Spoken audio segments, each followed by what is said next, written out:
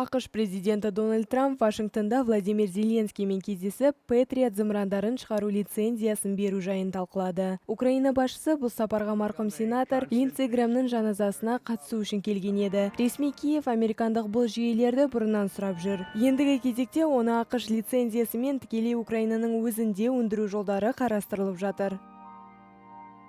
Today we had a very good meeting with President Trump.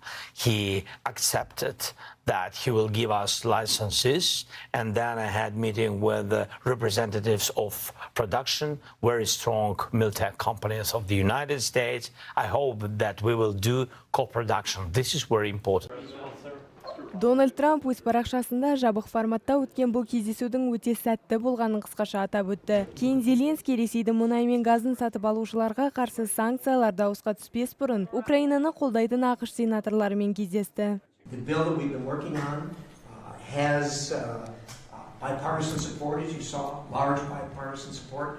The president helped. We worked with the president on it. Дауыс беру аяқталған соң Зеленский санкциялардың қабылдануы Украина мен бүкіл Еуропа үшін үлкен әрі оң белгі екенін айтты.